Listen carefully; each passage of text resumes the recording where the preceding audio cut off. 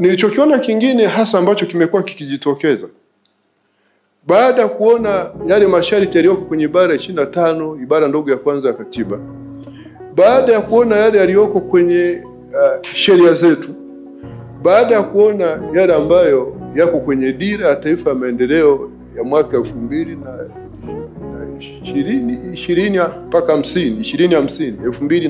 2050,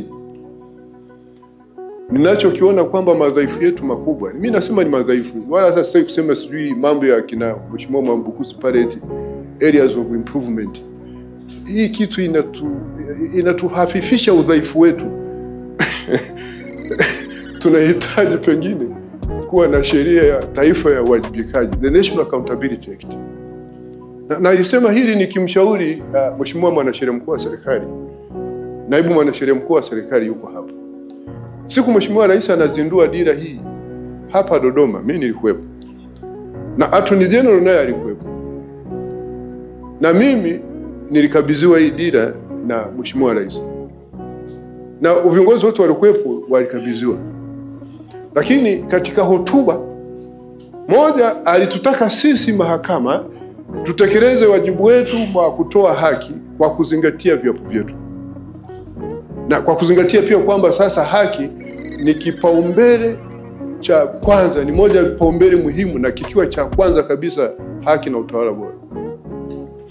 Lakini pia alitaka ofisi ya Mwanasheria Mkuu wa serikali kuziangalia zile sheria na kupeleka mapendekezo za kuboresha ziboreshwe, za kutungwa zitungwe, ambazo zitapelekea kuwepo kwa utekelezaji wa ile dira kwa ufanisi ipasavyo ili kufikia ustawi wa wananchi ambao ndio lengo kuu la serikali. Sasa katika kuzingatia hayo ndio mimi napenda kupendekeza na kumshauri Mwanasheria Mkuu wa serikali explore hii kitu. Ajaribu kuangalia kama hii inahitaji kuwepo na sheria National Accountability ili tupeleke tufike huko tunakoenda. Na hii sheria mimi kama mtataka kuona maoni yangu mimi nitawaambia ijumuishe. Unajua tumekuwa tunakula pale viapo kwa Mheshimiwa Rais pale.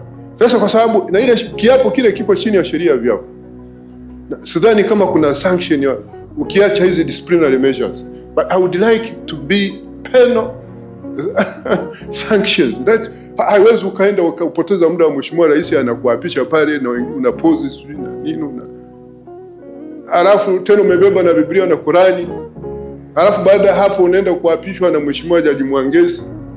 Kile ni kiapo kinaitwa kiapo cha uadilifu. Ya kwanza nitakuwa si mzalendo kwa Jamhuri ya Muungano wa Tanzania, alafu unaendelea kuyarudia yote yale yote yaliyo pale yamedondolewa kwenye sheria mbalimbali. Kwa nini yale tusiageuze kwa the National Accountability Act, sheria ya taifa ya uwajibikaji, ili mtu anayevunja kiapo chake tusubiri tu zile disciplinary sanctions, awajibike pia hata na sanctuary awajibike pia hata huko penalty mahakamani huko. Huo ni ushauri wangu. Executive they can take it or decide to ignore it. Of course hapo wanaohusika sasa ni muhimili wa serikali wa utendaji na bunge. Sisi tumetoa ushauri. Tumetoa ushauri huu kwa sababu kazi yetu maisha yote huku mahakamani huwa ni kuwajibisha wanaovunja sheria cha 26 chini ya ibara 26 ya Katiba ya Jamhuri ya Muungano wa Tanzania. Sasa mimi ningependa huu wajibikaji uextend kwa kila sehemu. Kama taifa tutapona na nia njema ya serikali itatekelezwa na taifa hili litaendelea kustawi kijamii, kiuchumi na kisiasa. Tumezungumza kwa uchungu sana juu ya hadhi ya mahakama na ukuu wake na heshima yake na namna ya sisi wenyewe wa mahakamani ni majaji na mahakimu, waamuzi kwa ngazi zetu zote. Lakini mawakili wa pande zote wanaokuja mahakamani na taasisi zote wadau na wananchi wenyewe wanaenda mahakamani na wenye mashauri yao mahakamani. Mimi nakubaliana sana na Tanganyika Law Society kwa mkakati ule walioweka wa kuhakikisha kwamba hii hadhi ya mahakama inabaki pale kama ndio sehemu ambacho ni chombo pekee ambacho watu wanakimbilia ili kupata haki zao. Kwa sababu pale lazima paheshimiwe. nilichokiona mimi, ambaye maisha yangu yote nimekulia kwenye utumishi wa mahakama, kwanza nikiwa wakili wa serikali kama ofisa wa mahakama, court officer, sio judicial officer, court officer. Naenda mahakamani naendesha kesi nyingine za jinai kama prosecutor, au nyingine kama ni rufaa kama respondent, au mimi mwenyewe sisi tumekata rufaa kama appellant. Lakini na mashauri yote nimeendesha, yawe ya katiba na nyinyi mnafahamu, yawe ya uchaguzi nimeendesha, yawe ya kikatiba nimeendesha, yawe ya madai ya kawaida nimeendesha, yawe ya jinai nimeendesha. Nilichokiona nidhamu iliyokuwepo wakati ule na sasa imepungua sana, na ndio maana, kwa sababu moja ya role ya Tanganyika Law Society ni kuhakikisha kuna kuwepo na utawala wa sheria unadumishwa katika taifa hili kwa mamlaka yao waliopewa chini ya kifungu cha 4 cha sheria ya Tanganyika Law Society. Ndio maana wanakuja kwa uchungu, wanasema jamani, hapana, mahakama lazima endelee kuchukua nafasi yake ya hukumu na kuheshimika katika taifa hili. Right now tumedigress, tumedrift away kutoka ile practice iliyokuwepo wakati ule. Walinzi wa hadhi na heshima ya mahakama wakati ule walikuwa ni mawakili wa kujitegemea, Tanganyika Law Society tutawaita hivyo, na mawakili wa serikali. Kwa hao court officers ndio walikuwa walinzi wa kwanza. Hawakuwa na bunduki, polisi walikuwepo na bunduki zao, lakini hawa ndio walikuwa wanatetea hadhi ya mahakama. Sasa tumeacha, na ndio maana Mheshimiwa Masabu ameliongea hili kwa uchungu. Ametumia lugha ambayo mimi sitaki kuitumia. Sasa sijui ni Kiswahili sahihi au sio Kiswahili sahihi, lakini kwa sababu labda ndio lugha imekuwa inasikika huko, nadhani tuna hivi kwa Kiingereza, labda ningetumia neno la Kiingereza nalo limerudi kwa huko, sijui limetoka wapi. Ile neno la Kiingereza nimesharudi huko kwa Kiingereza. Ikiwa tutaazima yale yaliyoko kwenye Biblia na Qurani kuhusu jukumu hili la mahakimu na majaji, unawekwa nadhani kwa sitaki kuvenja sana huko, kwa wanaojua Uislamu neno hakimu lina maana gani, ambayo sasa sisi huku tumetafasiri kama waamuzi, na hatutaki kutumia neno waamuzi, tumejificha kwenye maneno ya majaji. Tunaitwa jaji, kwa Kiingereza jaji. Ina maana gani? Iwe kwenye dini au kwenye lugha tu yenyewe ya Kiarabu, neno hakimu. Alafu, how can we afford to ignore this very sacred place where we get justice? Ndio maana ikatungwa sheria pale ya kudumisha heshima wakati wote na unyenyekevu, ambao mwenzenu sikutaka hata kupoteza muda wake kumsumbuisha hapa mwenyekiti. Kusiwe na unyenyekevu sehemu unakopatia haki, eti unasema eti sijui vitu gani. Ushauri wangu kwenu majaji haya pengine na mahakimu, tumefika hapa kwa sababu na sisi wenyewe tulisinzia kuenforce sheria zinazolinda hadhi na heshima yetu na ukuu wa mahakama. Ninachokiona ambayo ni makubaliano yetu hapa ni kwamba anayekiuka haya maadili awajibishwe, na tunamna za kuwajibisha. Tunaweza kumwajibisha jaji au hakimu. Jaji anaweza kumsanction pale, kama ni wakili anaweza hata kumsimamisha ku practice. Lakini ikienda kwenye contempt of court inayozungumzwa kwenye kosa la kuidharau mahakama, inayozungumzwa kwenye kifungu cha 114 cha sheria kanuni ya adhabu. Kile kifungu kiko very comprehensive, tuwajibishe. Tuchukue hatua zetu. Vinginevyo sisi mahakama tutafikia hatua tutakuwa redundant.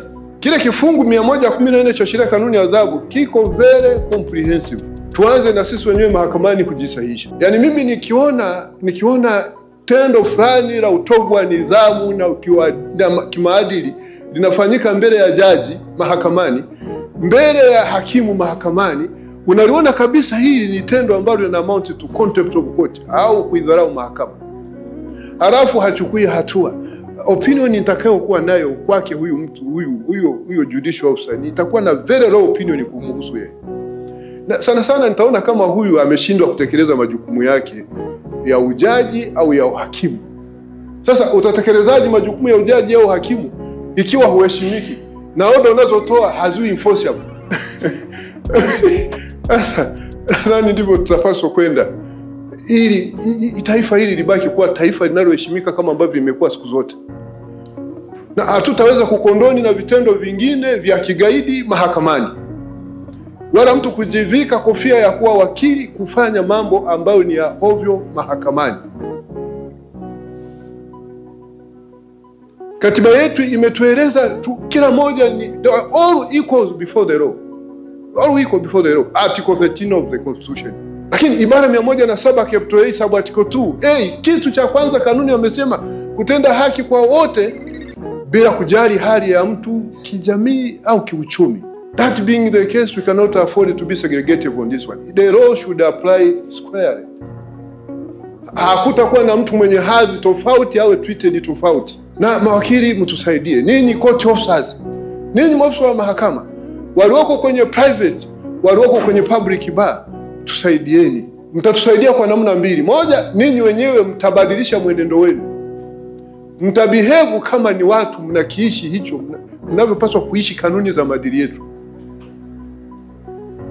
Hayo maadili yako mengi, yako kwenye sheria Advocate Act, lakini ndio ambayo sheria yenyewe, lakini na hizi kanuni zilizotungwa pale alizokuwa anazirejea Mheshimiwa Masabu. Pengine wengine mmezirejea, lakini mimi nilipokuwepo niona anazirejea pale.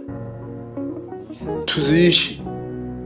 Taifa hili litaendelea kuheshimika. Utawala wa sheria uliosisitizwa sana. Hakuwezi kuwa na utawala bora ambao ni moja kipaumbele vya kwanza kabisa vya dira hii ya taifa. Halafu watu mahakamani iko pale, mahakama isiwe inaheshimika, na sisi tukawa na tunaangalia tu, tunakuwa passive, we tend to be so much complacent.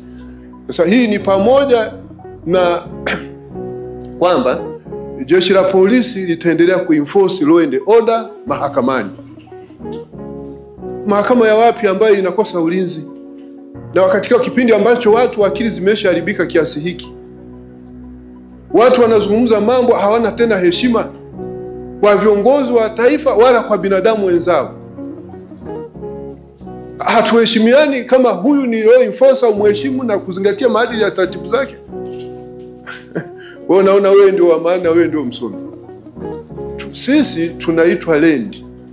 Hatuitwa land kwa maana ya kuelewa kila kitu. Huku jeshi la polisi lina wasomi wengine wengi. Unaweza kukuta lina wanasheria wengi zaidi kuliko walioko kwenye ofisi ya Solicitor General, ofisi ya Attorney General. Taasisi zote hizi za umma zile ambazo zina wanasheria. Niwaambia tarehe 19 mwezi wa 8 pale Jakaya Kikwete kwenye mkutano wa utatu, kulikuwa na kipindi hapa, sisi ofisi ya mwanasheria mkuu wa serikali wakati ule ndio ilikuwa na wanasheria wengi, lakini tulifikia hatua jeshi la polisi lilikuwa linatuzidi kuwa na wanasheria wengi zaidi, na wako wengi, na sasa wengine wako hata ofisi ya taifa mashtaka. Kwa hiyo hatuwezi kujifanya kwamba sisi tunaosoma sheria sisi ndio tunaojua peke yetu. Lakini usomi sio sheria peke yake. Watu kuna wataalamu wengine ni madaktari, wengine ni wahandisi, wengine ni walimu, wengine ni wataalamu wa forensic. Wako wa kila aina.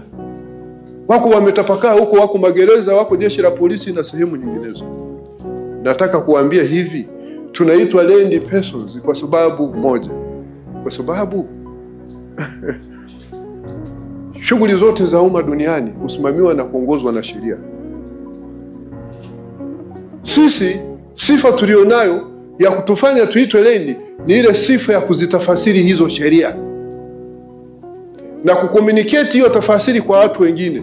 Kwa hiyo mimi sio daktari wa tiba za binadamu wala mhandisi, lakini ile fani ya uhandisi, fani ya tiba, fani ya walimu na fani zote ziwe za kilimo na nini na waandishi wa habari na kila fani duniani zote zinaongozwa na sheria. Kwa hiyo kukitokea changamoto, mwanasheria ndo anaenda kutafasiri kwamba bana, kwa mjibu wewe kama daktari procedure kama ni ya kumfanyia operation huyu mtu ilipaswa inaanza na hiki na hiki na hiki na hiki, wewe umekiuka hapa.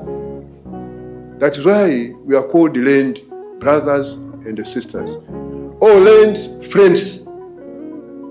Na alafu ninyi mawakili wa mlioko kwenye baa wa serikali na hawa wa Tanganyika Law Society, wala hampaswi kuwa na uadui, wala pia hampaswi kuwa na uadui na jeshi la polisi, kwa sababu huku jeshi la polisi nako ni wako wana sheria ambao ninyi huko wote mnaitana land friends, ila sisi huku mahakimu majaji ndio tunaitana land brothers and land friends and land sisters. Ninyi kwa level yenu kama councils mnaitana land friends, kama mlikuwa mjui. Sasa friends aliyoko huku na friend aliyoko huku mtakosanaje? Wako hata magerezani. Sasa hii kitu ndio maana nianza nayo asubuhi nikamwambia sisi wa Afrika tunawezaje kudigress tukatoka kwenye mila na desturi zetu nzuri kama hiki. Na hata sisi kwenye viapo vyetu, kiapo kile kikisikia kiapo kile cha jaji na hakimu kinazungumza juu ya kutenda haki kwa mujibu wa katiba na sheria na mila na desturi za Jamhuri ya Muungano wa Tanzania. Ni mila na desturi zipi zimetajwa pale? Kwa hiyo isipokuwa hao law enforcement agencies kama jeshi la polisi, na ninyi mtakapokuwa mnatekeleza jukumu lenu mahakamani, litekelezeni kwa namna ambayo ina reflect professionalism ambayo ni acceptable kwa watu wanaofanya kazi mahakamani. Alafu na ninyi mawakili msiwachokoze. Msiwachokoze. Hawa ni binadamu wenzetu. Nimeshawaambia nao wamesoma. Hata kama wakusoma, usomaji maana yake ni nini? Usomi ni nini? Usomi hauondoi heshima na hadhi ya mtu. Ibara ya 12 ya katiba ya Jamhuri ya Muungano inazungumza juu ya kwamba kila mtu anastahili kuheshimiwa na kuthaminiwa utu wake. Whether ni polisi, ni hakimu, wala sio swala kuwa polisi, ni binadamu. Sasa lakini wakiwachokoza mkiwa mahakamani, na ninyi mwe na akili nzuri. Endeleeni kuwa na akili nzuri, mjue mko mahakamani hapa. Mkianza kubehave kwa namna ambayo itaonekana mahakama nayo heshimiki, na usomi wenu utakuwa umerudi sijui msoma hata sijui. So kwenye vitu lazima tuwe so much keen. Yaani tufanye mahakama ishindwe kutekeleza jukumu lake la kusimamia utawala wa sheria kwa mujibu wa ibara ya 26 katiba ya Jamhuri ya Muungano. Halafu tumezungumza umuhimu wa amani, usalama, utulivu. Hivyo vitu vikiwepo ndiko jamii inaweza ikaendelea. Kijamii, kiuchumi au kisiasa. Watu wakafanya biashara, watu wakafanya uwekezaji. Halafu wakwenda kufunga ndoa, wakaenda kufunga ndoa. Wakwenda kwenye nyumba za ibada, wakaenda kwenye nyumba za ibada. Wakwenda shambani kulima, wakaenda kulima shambani. Wale wanaotaka kwenda kuposa waende wapose. Ndio ustawi wa wananchi tu huo. Hicho ni vitendo halali. Watu wafanye kazi. Na niwaombe vile vyombo vya, na ndio maana mnaitwa law enforcement agencies, kwa sababu kazi yenu ni kuenforce zile sheria, kuzisimamia. Wala hata msiogope. Ila mfanye majukumu yenu kwa namna ambayo itapelekea hivyo vitu viwepo. Kwa sababu ninyi kama law enforcement agency, kwa mfano chukulia jeshi la polisi, jeshi la PCB, jeshi la polisi, au ile taasisi ya kuzuia na kupambana na madawa. Hawa wana intelligence information, wana taarifa za kiintelijensia. Ndio kazi yao, wanalala wanachunguza. Sisi tumelala usingizi huko. Wanapo-enforce usalama mahakamani, msiseme haja jamaa wamemilitarize nani. Militarization ya nini yani ya mahakama. Ya ile premises zile. Tujui walikuwa na taarifa gani. Lakini pia waifanye kwa namna ambayo kama hiyo kuna hiyo nini basi ionekane inafaa. So much limited kutegemea na hiyo threat iliyopo. Sio watu wametishia tu kwamba kutakuwa na hiki na nini mkapeleka jeshi lote pale for nothing. Alafu mnaleta picha gani? Alafu sidai kuona mahakama eti inaendeshwa haina polisi. Mahakama ya wapi? Mpaka mahakama ya mwanzo ina polisi kule, anaitwa court order. Yaani mnataka jaji aje uawe hapa? Tunafanya maamuzi makubwa. Mnataka hakimu aje achambuliwe pale? Mimi uzuri wangu ni kwamba Tanganyika Law Society wamelieleza hili swala vizuri na kwa uchungu, na ninyi Mungu ataendelea kuwabariki. Kwa sababu siku moja nilikuwa nasoma Biblia, nadhani Mathayo sura ya 5 mstari wa 9. Heri wapatanishi, maana wataitwa wana wa Mungu. Alafu sisi wote hapo tuna dhambi nyingi, tunapenda kuitwa wana wa Mungu. Alafu tuambie upatane na wenzako, unasema unakataa. Alafu mimi najiuliza, unamgomea nani? Unagomea kutekeleza jukumu la sheria? Sheria inagomewa. Sheria unaipa ushirikiano.